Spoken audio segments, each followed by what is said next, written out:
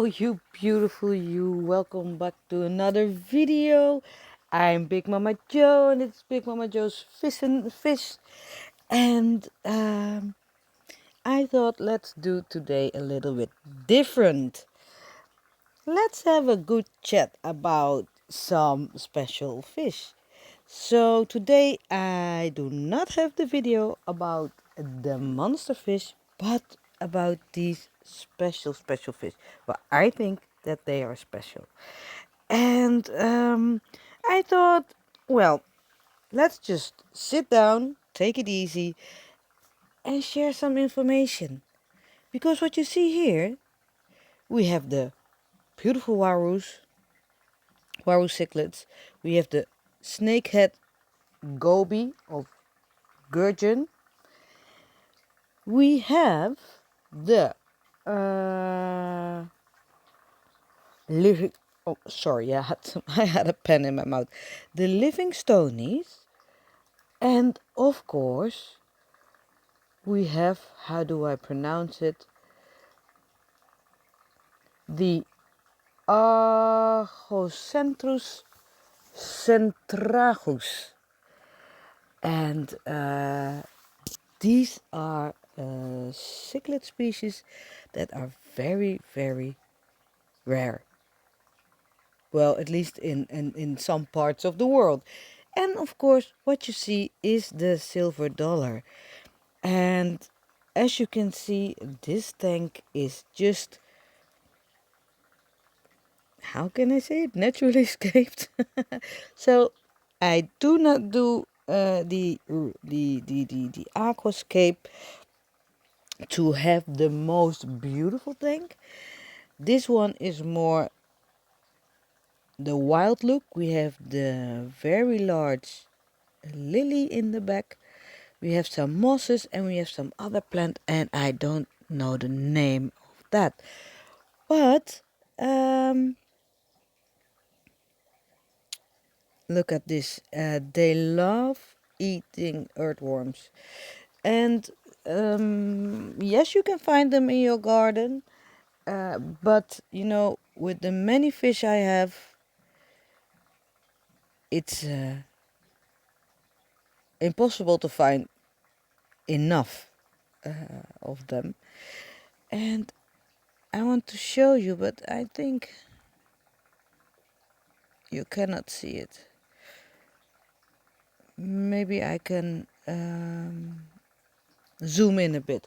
But I just order them, and I order, well, 10 kilos, maybe more, 10 kilos at a time. And then I have enough worms for all the fish in the rescue. And worms, because it's a live food, will make them want to breed faster. Because they think, well, there's live food around, and well, it stimulates them to do so. So, let's talk about the warus, just for a little bit. Because as you can see, they are, well, I think they are beautiful fish. And they're actually quite expensive in the hobby. And, well, they can grow quite large. So they are native to the fast-moving waters in the Amazon. And it is, well, it is common, but it's also uncommon to have the aquarium editions. And in the Amazon, these beautiful fish are seen as food fish.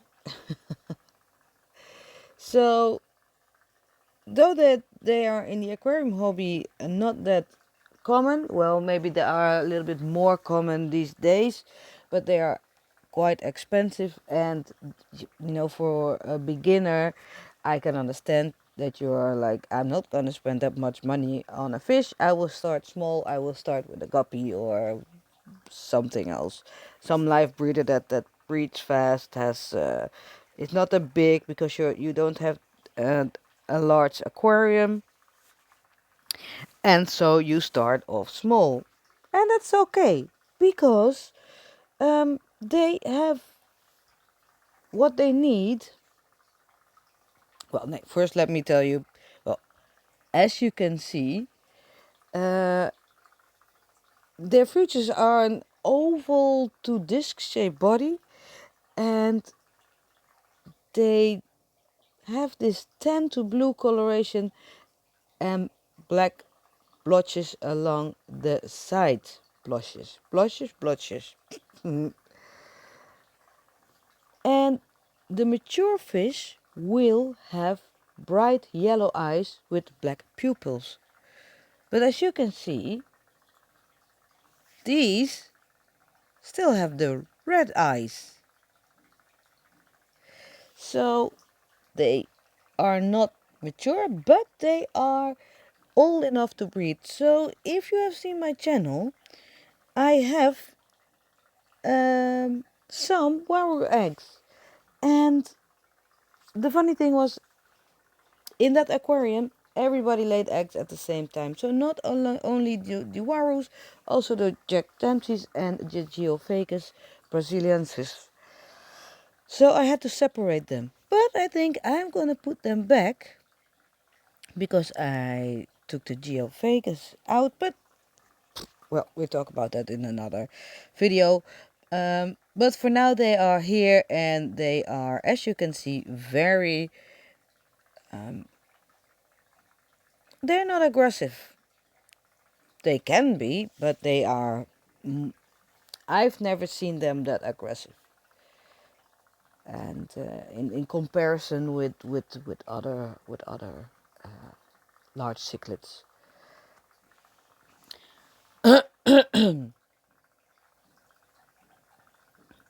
Um, if you want to have this uaru cichlid, you need to have a large tank because they will get large, and you need to have a good filtration system. And as I said, well, they like quite some flow in the water. Well, in their natural habitat, there is a lot of flow, so they need quite clean water. Well, that's what they kind of all say about all the fish. Um, but nowadays in the hobby, you also see more nature aquaria. Well, in English you say aquariums. So what that means is that there will be a lot of plants, and they will do the filtration. And well, if you know LRB, he has no filtration in his tanks, and he is breeding a lot of beautiful fish. Not much large fish, but still there's there are more and more people who are trying to do the non-filtration aquaria, also due to the energy prices. Okay, we also see, well, do you see them on your left? We have also the livingstonii. I will talk about all the fish in here, and I will switch back and forth due to we see in the screen. And oh, about the uaru, did you know? Look at this. Look how gentle the uaru is. I mean, this guy, he found a worm. The livingstonii came by and said, well, it's mine, and he just stole it out of the mouth of the uaru, and the uaru just didn't do anything. No aggression whatsoever. So so you can see the difference between those two fish, how aggressive is the livingstonii and how non-aggressive is the uaru. And there is the beautiful male. I think this is the male of the archocentrus centrarchus. Well, centrarchus, I will talk about that a little later. So if they come by and I want to say this name, I cannot say that quickly because I think it's hard to pronounce. But as you can see, there was some aggression, or maybe some. Oh no, there was a chase for a worm, and still the livingstonii has the worm. But there's enough worms inside the tank, so the uaru will find some more worms. And look at the tag along. Now, how do you call it? With the two livingstonies? Wow, wow! All for the worms. All right. Let me say, if we talk about this beautiful centrarchus. If you have seen the fish store tour, this is a pair we bought from that store, and it was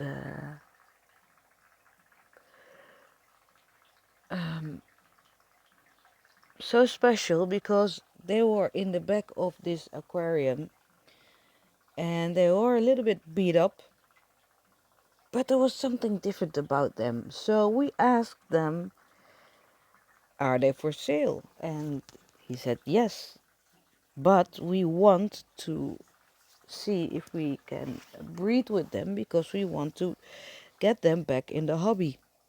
So with that note, we could take them with us and see if we could breed them. So for now,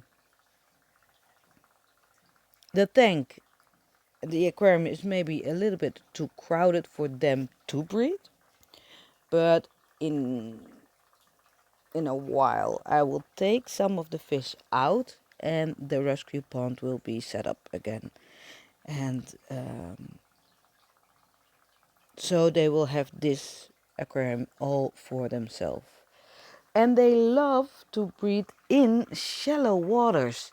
So they like their water. You know, where they're mainly from is shallow waters or swampy areas of lakes or rivers. And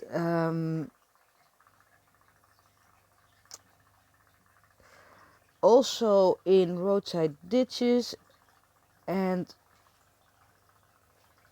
floodplains, and but with thick vegetation. And they prefer, that's why I have them also with the uarus and the snakehead goby. They prefer warmer waters. And the funny thing is, with these, while they lay their eggs in open substrate, water, um, and they will lay the eggs in extreme shallows, the fry feed on their parents' dermal mucus for a few days. And that's also with the uaru, the same. So they produce something on their body, some mucus, so the fry will have something to eat. Will always have something to eat. Well, we separated the uaru fry and they are growing, and that's nice to see. And the beautiful thing also from the, see, there's something over there in the corner with this centrarchus.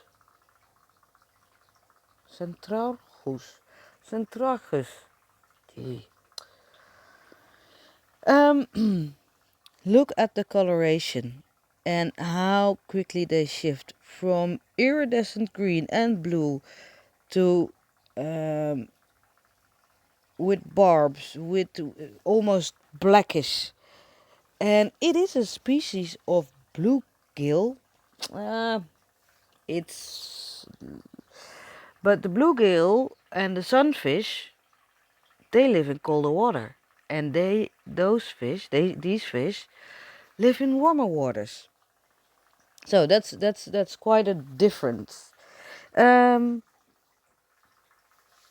then this beautiful species that you see in front, this is the snakehead goby, and well, you don't see, yeah, snakehead gudgeon, nee, gudgeon, aporos sleeper or ornate sleeper. Well, a lot of fish have a lot of different names, and they are, well, there are different places where they are from. Let me let me let me get this really clear for a moment. Because there is not much information about this beautiful little fish, except that they are a little bit rare, but they are not endangered. But they hide underneath stones and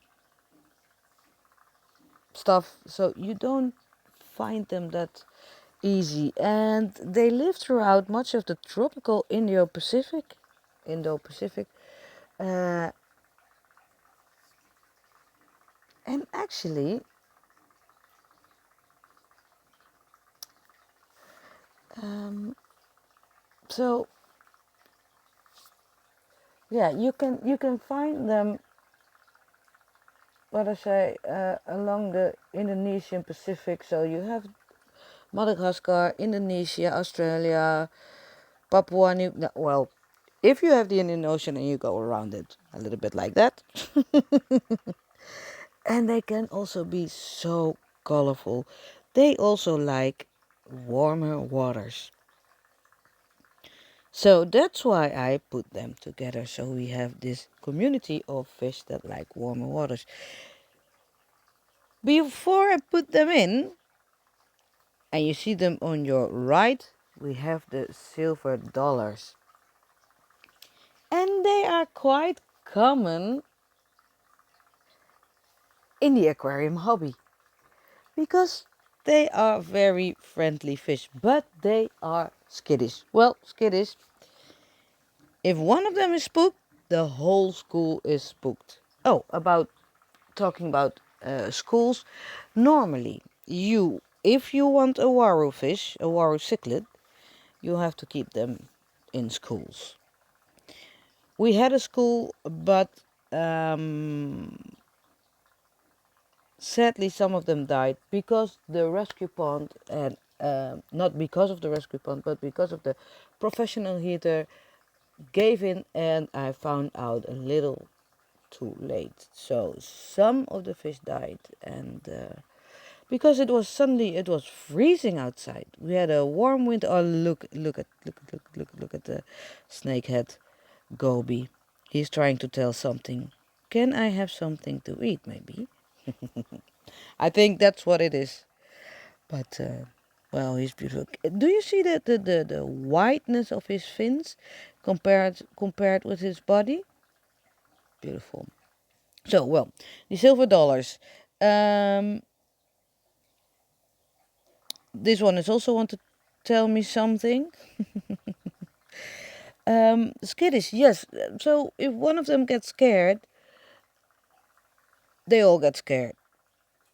And if your aquarium is not big enough, they will hurt themselves because they will just swim in a panic and just hit the windows so hard that they just damage their little noses. And they are a family of the piranha, and they are naturally found in South America. But they do not, they are not like the piranha, and but they will eat some mussels or some small fish, but mostly their diet is also vegetable,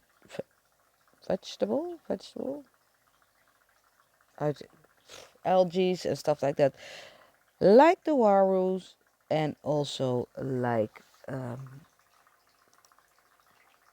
the centrarchus. So that's why I put them all together. The only oddball is actually the livingstonii. But you know why I have them in this aquarium? Because they were a little bit small and they were new. And if I will put them in with the monsters, they had to find their way. But I think I'm gonna remove them from this tank and put them in another tank so that the centrarchus can settle down to find a place to breed. And though they do breed in the shallows, I want to see if they also want to breed in the high vegetation. So as you can see, I put a lot of plants in here, and I still have some more plants to come, and I will put them also in. If you see the silver dollars right in front of you on the left side, the one in front is a male, the one behind there is a male. How can you see that? Oh, you see? One gets spooked, the rest gets spooked. And you can see them flipping their fins in the back, so they are not settled down right yet. So that's how they communicate. Well, something's going on. Flip, flip, flip. um, what was I telling? I was telling which one was a male or which was a female. I think that we have actually 4 males and 1 female. So later on, oh, look at that. The centrarchus, this is the male. He's chasing away 1 silver dollar. Well, nothing is going really aggressively, but still, they understand each other. Please go out of my way. But he chased him from one side to the other and gave him a little nudge like, oh, you. Well, the silver dollar went right back where it came from. Um, where was I?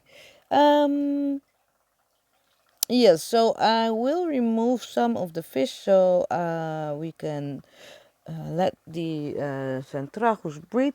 But in the first time of at the how do you say it, when we bought them, they were very not afraid-ish, but they were a little bit damaged, and because they are kind of peaceful fish.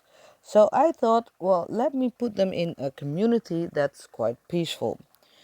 And immediately you saw this different kind of behavior, that they are feeling comfortable and not hiding in the back, and they are, as you can see, just swimming throughout the fish tank, and that's a beautiful sight to see.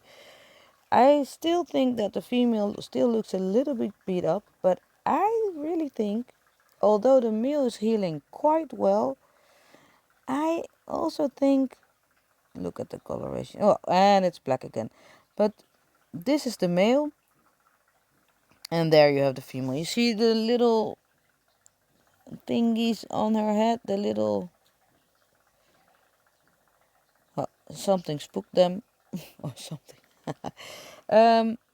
So that's a little bit damaged, but it's healing. But I also think the male is also doing it and trying to get her to lay eggs. So if I would separate all the fish, then I can see if it's really the male, because I don't see the warus nipping at her, I don't see the silver dollars nipping at her, and I don't see the livingstonii nipping at her. So although she had some little wounds, I think it's the male wanting her to lay eggs. Yes. Oh, do you also see? You know, a lot of fish, they can move quite. You know, they can bend and they can make a quick corner. Not a uaru. It just, if you have one, or if you watch videos about uarus, if they want to turn, it's always a little bit uh, straight up, and then they flick themselves a little bit, not horizontally but vertically. It's funny. It's funny to watch. They oh, do you have something bothering you? He had something bothering him in his mouth. I don't know what, but then you can see how large his mouth is. Um. All right. Let me see if I can tell you. So, this is a male, and if you look at the red of the hello, and that fin underneath, if it has a straight line, then it's a female. If it has this, well, uneven line and a little bit wider on the end than towards the tail, then you have the male. So if you have a school of them, then you can you see which sex they are. And if you want to breed them, well, you have to catch the eggs because they're eggs scatterers. So they just, how do you say, flip their bodies and swim, and then bloop, and the eggs just go everywhere. And of course they will eat the eggs.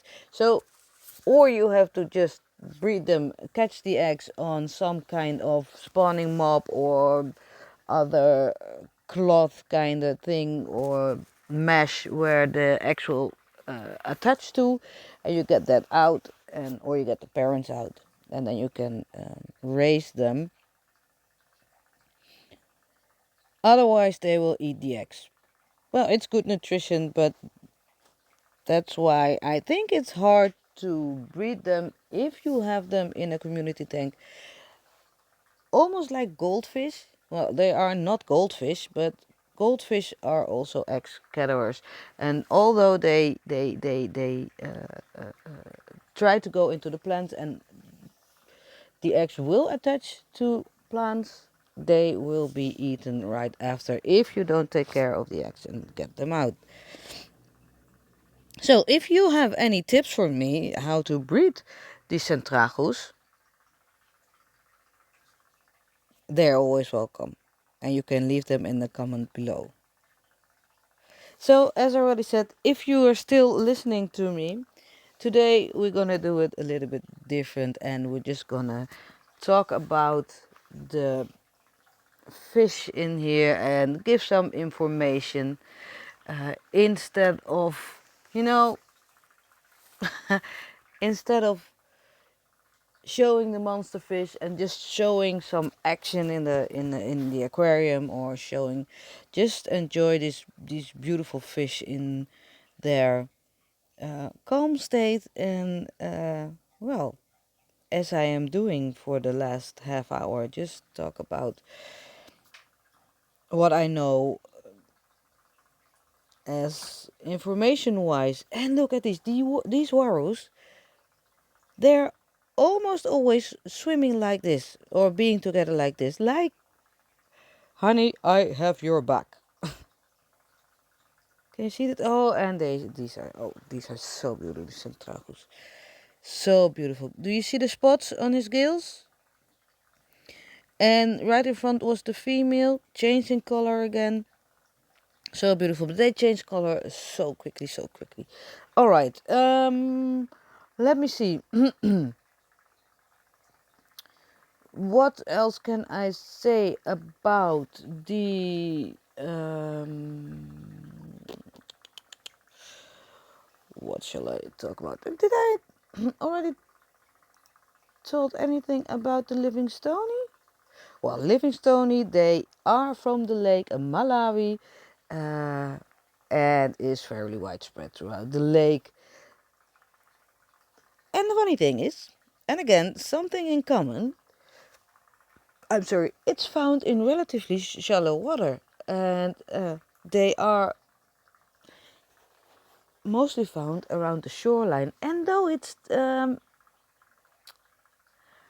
do you say it? It's logical because it's a hunter. And which fish are in the shallows? The fry. All the smaller fish are in the shallows to get away from the larger predators. But the record depth for a livingstonii is 100 meter. Well, that's quite deep for for a shallow water fish. They also like if they like mud or sandy substrate. What they can do if they want to hunt, they will lay down and look like they are dead. But they're not dead. So that's their strategy. And as you can see, well, right now, until now, you only see this brownish pattern, but they're actually quite blue. And that's still, and again, I will say it again, it's so amazing about fish. They are still very small, but especially the males, if they get larger, they can transform their brown spots. They will disappear. Well, they just turn them off, or how do you say it? Like a light switch. Click, lock, click, clock, click, lock, click, click. And then they're blue and they have this bright yellow on top of their fins. And it is beautiful. It's stunning. It's really stunning. So they can grow up to 25 centimeters. Sorry. So your absolutely minimal size aquarium should be 120 centimeters by 45 by 35, but I still think that's a little bit too small. You know, the length is okay, like the 120. What is it? 48 inches? I don't know. I think so. 48 inches by 18 by 15, but I think the 48 is right. I think the 45.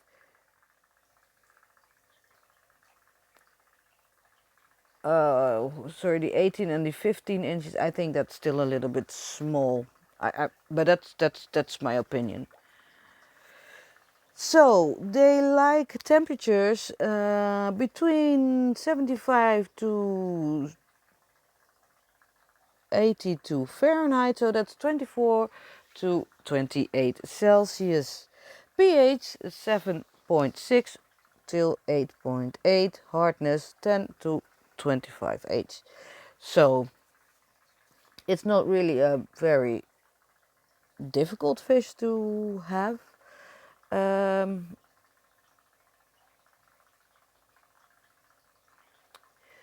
But they, okay, so they prefer,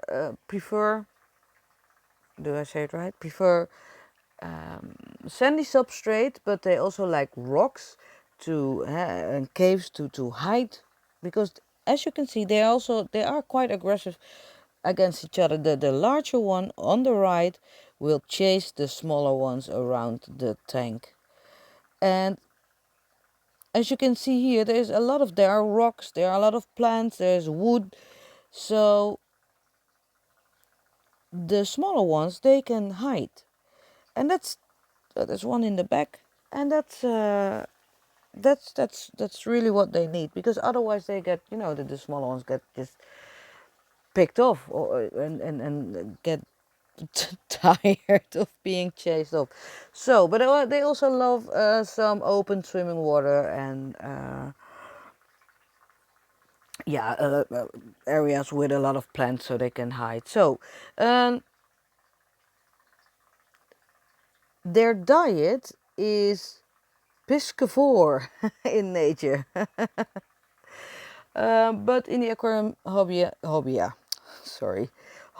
it's not need to feed them live fish. Well, they are predators, but you can also feed them dead frozen foods. And well, if you have prawns or mussels or little fish, please defrost them, because frozen food will burn the inside of the throat of the fish.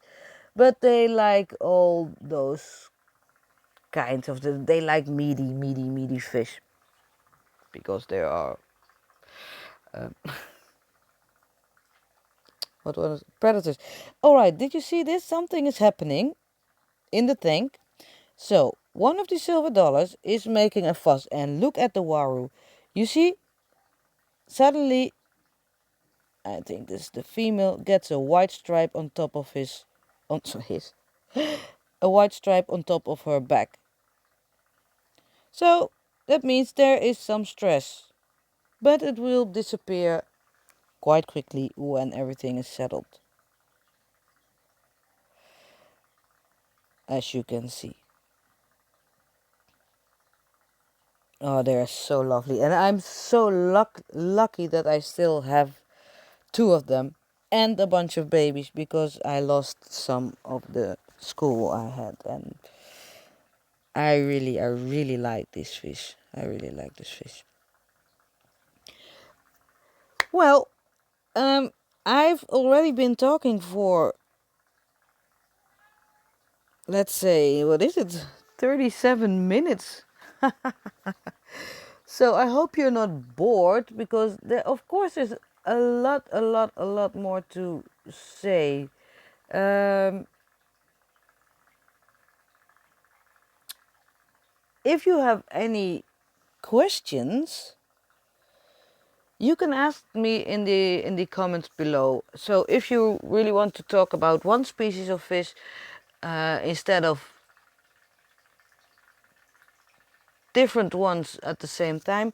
Oh, what I also feed them, and they love it, because I want to breed them, uh, is I have these aquariums outside, and they're always outside, and I don't do anything with them. They're just filled with water and filled with, I don't know, it's water, and